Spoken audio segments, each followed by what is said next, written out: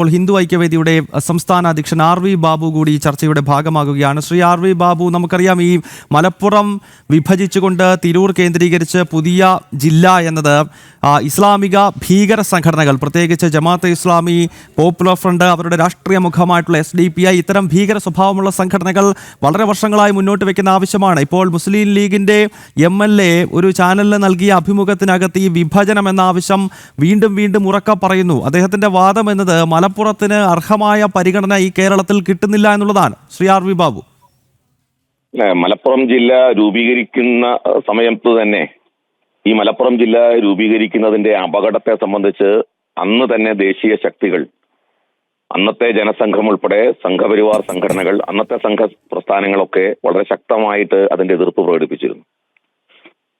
ബഹുമാനപ്പെട്ട നമ്മുടെ ആരാധ്യനായിട്ടുള്ള കേരള ഗാന്ധി എന്നറിയപ്പെടുന്ന കേരളപ്പജിയുടെ നേതൃത്വത്തിൽ തന്നെ മലപ്പുറം ജില്ലാ വിരുദ്ധ സമരവും അല്ലെങ്കിൽ മലപ്പുറം ജില്ല രൂപീകരിക്കുന്നതിനെതിരായിട്ടുള്ള സമരങ്ങൾ നടന്നിരുന്നു.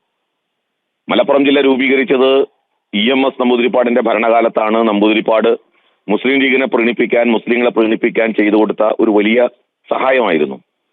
അത് ഇന്ന് എത്തി നിൽക്കുന്ന ഏറ്റവും അപകടകരമായ ഒരു അവസ്ഥയാണ് ഇപ്പോ നമ്മൾ ഈ കേൾക്കുന്ന കാര്യങ്ങളൊക്കെ. മലപ്പുറം ജില്ലയെ വിഭജിക്കുക, അങ്ങനെ മുസ്ലിം ഭൂരിപക്ഷമുള്ള ജില്ലകളുടെ എണ്ണം വർദ്ധിപ്പിക്കുക എന്നുള്ളതാണ്.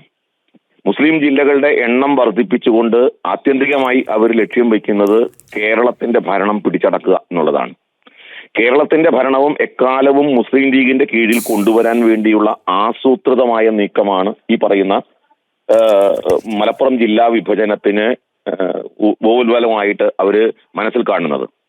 അപ്പോ ഇത് അതോടുകൂടി കേരളത്തിലെ നമ്മൾ ഈ ഉയർത്തിപ്പിടിക്കുന്ന മതേതരത്വം, കേരളത്തിലെ മറ്റ് മതസമൂഹങ്ങൾക്ക് കിട്ടുന്ന സ്വാതന്ത്ര്യം, ആരാധനാ സ്വാതന്ത്ര്യം ഒക്കെ ബലികഴിക്കപ്പെടുന്ന സാഹചര്യം ഉണ്ടാവും എന്നുള്ള കാര്യത്തിൽ യാതൊരു സംശയവുമില്ല.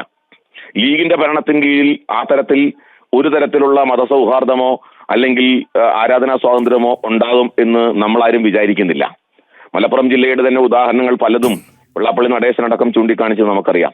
ഞാനിവിടെ MLA ചൂണ്ടിക്കാണിച്ച ഒരു കാര്യമുണ്ട്. മലപ്പുറം ജില്ലയുടെ വികസനം പിന്നോട്ടടിച്ചു, മലപ്പുറം ജില്ലയ്ക്ക് വികസനം കിട്ടുന്നില്ലെന്ന്. ആരാണ് മലപ്പുറം ജില്ലയുടെ വികസനത്തിന് തടസ്സമായിട്ട് നിന്നിട്ടുള്ളത്?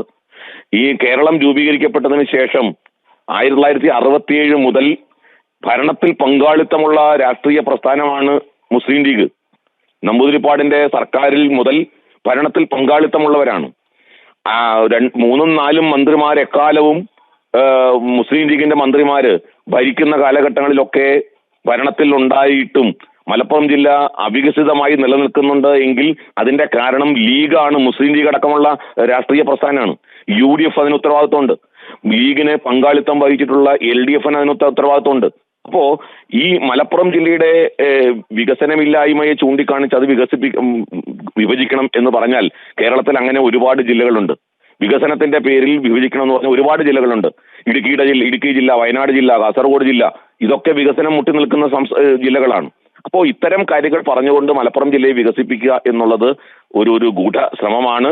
വളരെ വ്യക്തമാണ് അതിന്റെ പിന്നിലുള്ള ഉദ്ദേശം. മലപ്പുറം ജില്ല വിഭജിച്ചുകൊണ്ട് കേരളത്തെ പിടിച്ചടക്കുക എന്നുള്ള ഒരു ഉദ്ദേശമാണ് അതിന്റെ പുറകിലുള്ളത്.